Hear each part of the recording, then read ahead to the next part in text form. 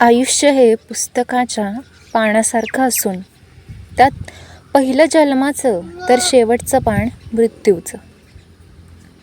मधली पानं आपल्याला स्वतः कर्मानं लिहायची असतात. ती सत्कर्मानं लिहिल्यास पदरात पुण्य पडणार असतं. कर्माचा भरणा केल्यास माथी पाप बसणार. असं आपण ऐकत लहानाचे मोठे होत असतोय. सत्कर्म आणि दुष्कर्म यापासून निर्माण होणारी चांगली वाईट शक्ती म्हणजे पुण्य पाप. परोपकार ते पुण्य, परपीडा ते पाप.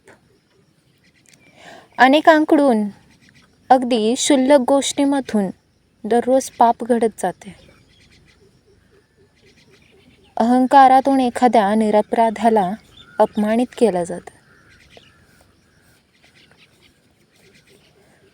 पुण्यप्राप्तीसाठी माणसं भजन, पूजन, नामस्मरण, दान वगैरे करताना आपल्याला दिसत असतात.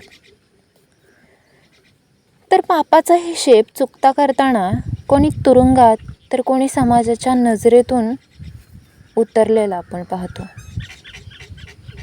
चुकणं हा माणसाचा स्वभावच आहे ना.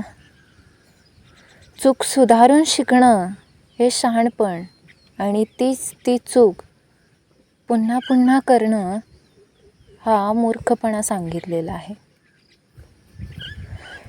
नकळत मणी मानसी नसताना झालेली चूक ही बहुधा समेक्ष पात्र ठरत असते. माणसाच्या आणि नियतीच्या न्यायालयात हे झालेलं आहे.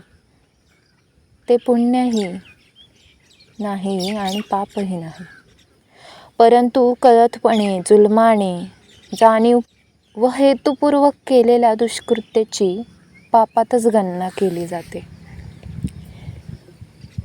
तेथे क्षमेला स्थान नसते. कुरुक्षेत्रातील युद्धात अश्वत्थाम्याच्या अधम कृत्याबद्दल भगवान श्रीकृष्णांनी संतापून त्याला शाप दिला. त्या पापाची कठोर वेदनादायी शिक्षा तो त्रिकाल भोगतो, अशी कथा पण आहे.